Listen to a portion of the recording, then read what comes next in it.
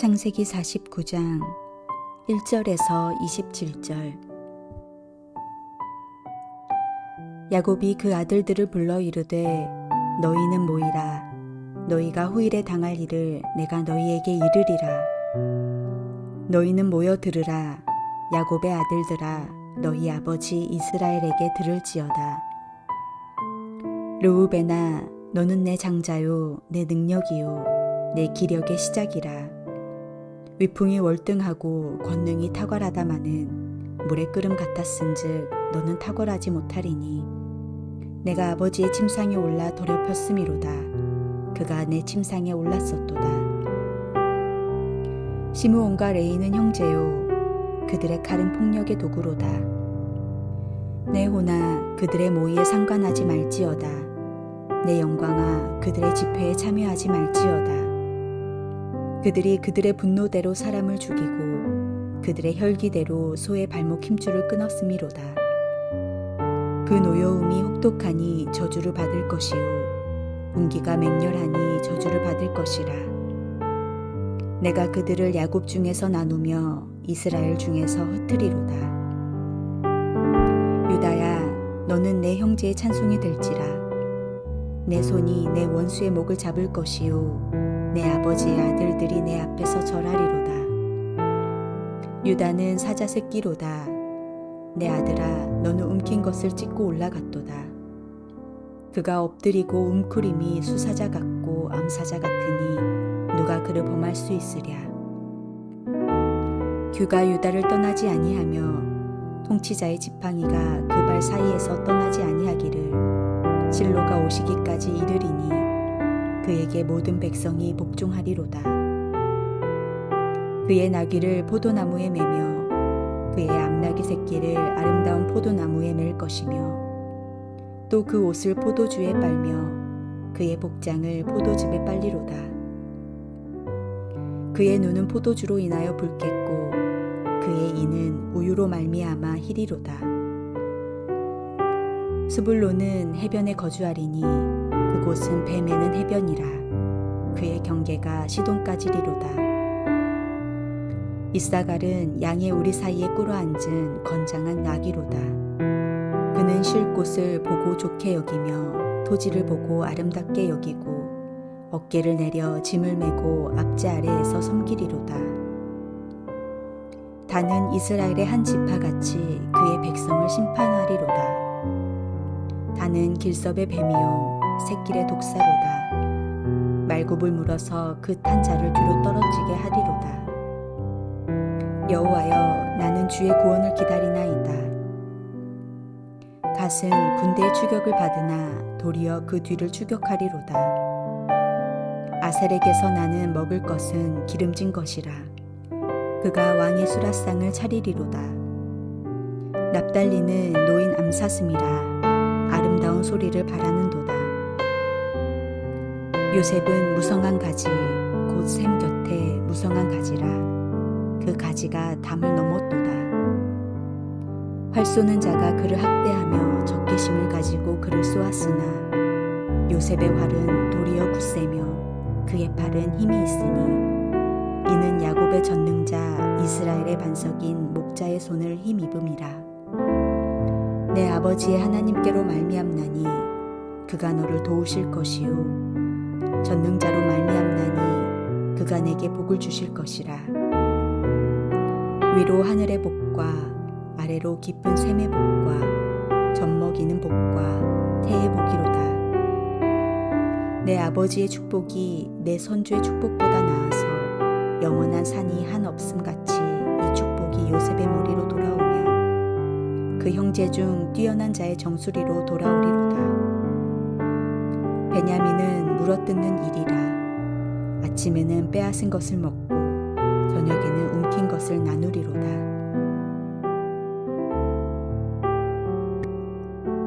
야곱의 생애는 그 자신이 고백한 것처럼 나그네의 삶이었고 험악한 일생이었습니다. 나그네는 정처 없이 다니는 사람입니다.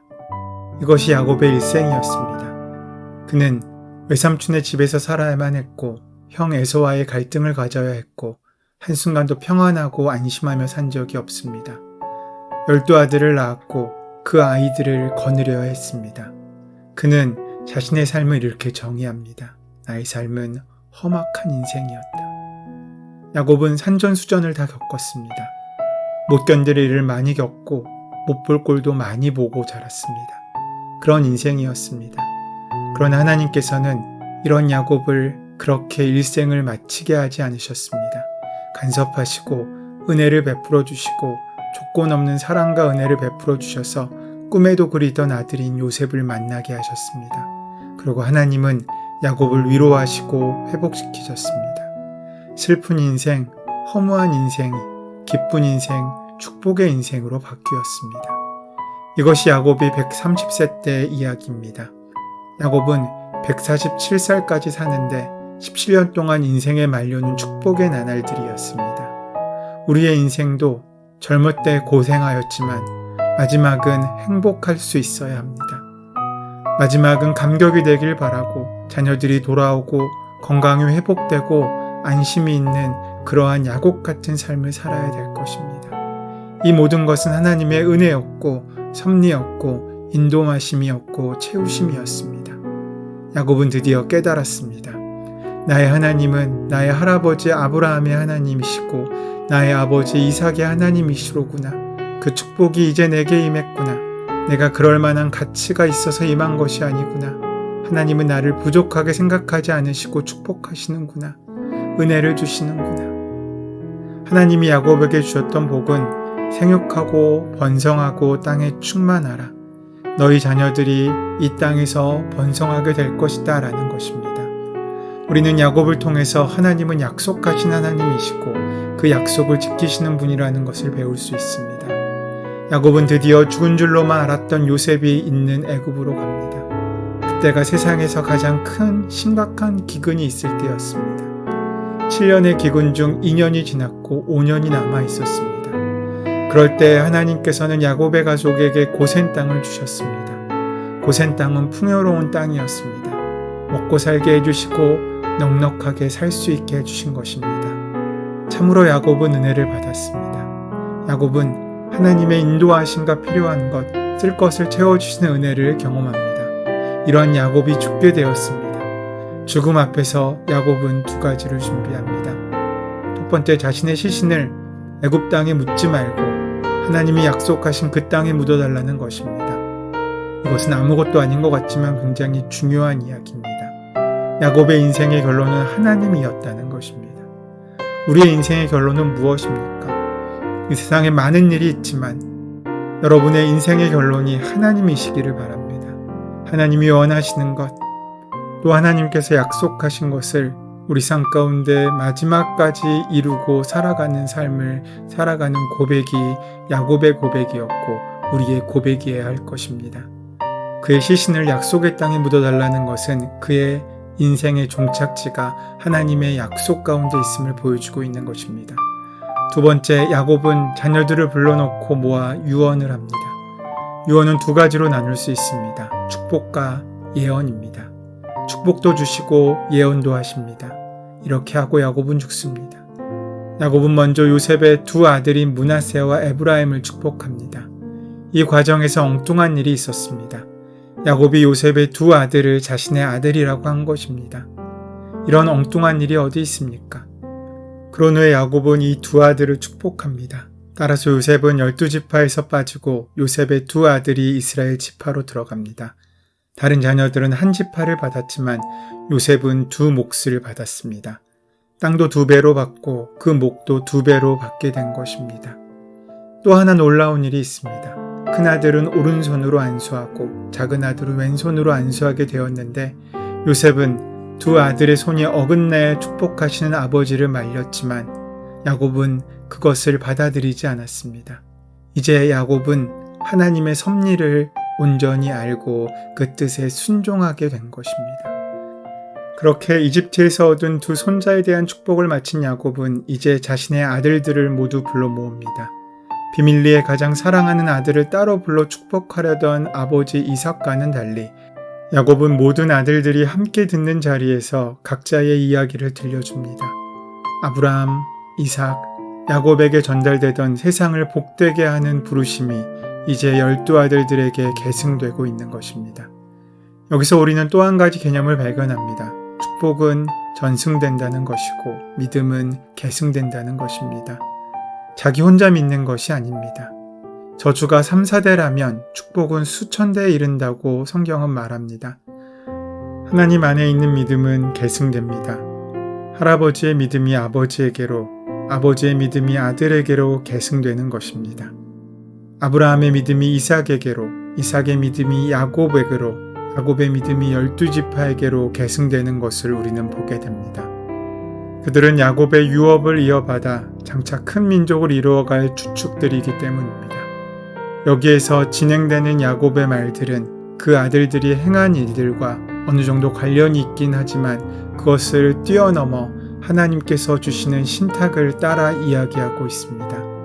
어떤 내용을 축복이 아니라 저주에 가까워 보이기도 하지만 그런 내용들조차 경고의 역할을 하여 모두를 복의 자리로 이끌 것입니다.